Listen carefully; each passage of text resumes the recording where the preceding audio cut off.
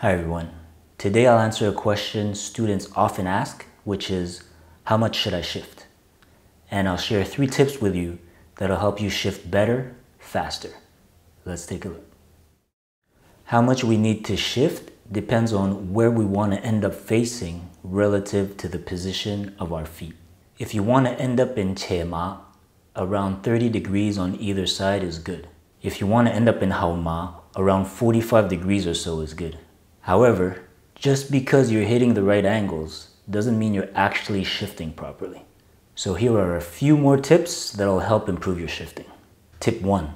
Stop staring at your feet. Instead of constantly looking down at your feet to see if they're at the right angle, try looking down only once every 5 shifts to make adjustments. This will help you more quickly transition to using your body awareness to determine your angles instead of continuing to rely on your eyes longer than you need to.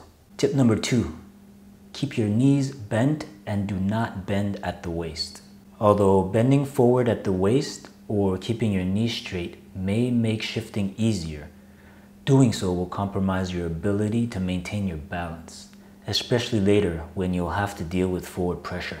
Tip number 3, focus on your hips. More specifically, focus on the hip that is directly above the foot that is closing. Shift with the idea of projecting that hip toward the tip of the triangle.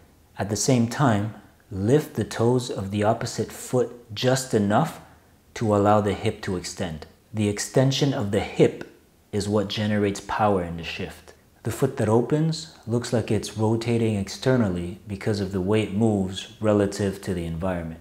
But its position relative to the rest of the leg doesn't actually change. In other words, the foot doesn't open because it's being rotated externally. It opens as a result of the extension of the opposite hip. Once you understand this, you will never again have to worry about shifting too much or too little. If you want to see more videos like this one, give it a thumbs up.